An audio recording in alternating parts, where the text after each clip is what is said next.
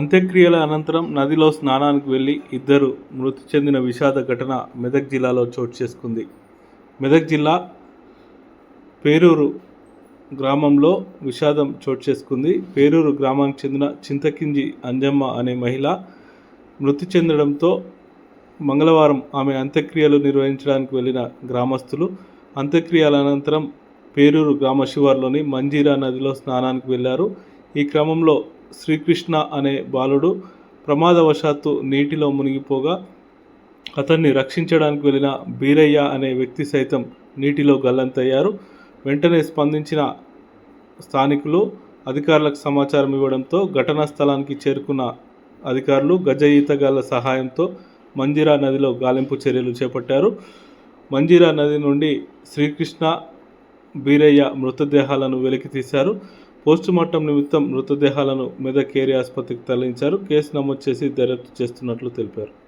మెదక్ ఈరోజు ఈ పేరూరు గ్రామానికి చెందిన అంజమ్మ 65 ఇయర్స్ ఉంటుంది. ఆ ముసలమ్మ చనిపోయిన తర్వాత అంత్యక్రియలు అటెండ్ అయిన తర్వాత స్నానాలకని మన పేరూరు నదిలోకి మంజీరా నదిలోకి వెళ్ళారు.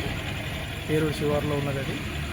నదిలో వెళ్ళిన తర్వాత స్నానాలకని దిగి అబ్బాయి 15 సంవత్సరాలు ఉంటాయి, శ్రీకృష్ణ. అతను లోపలికి పడిపోయినందున అతను తీద్దామని బీరయ్య పోయిండు. బీరయ్య 38 ఇయర్స్. అతను కూడా దారి ఇదైతే వాళ్ళ తండ్రి కూడా తీయడానికి ప్రయత్నం చేసిండు. ఆ తండ్రిని కాపాడారు అందరూ కలిసి అక్కడ చీరలు పడేసి. తర్వాత వీళ్ళిద్దరూ చనిపోవడం జరిగింది. చాలాసేపటి వరకు వాళ్ళు దొరకలేదు నది లోపల.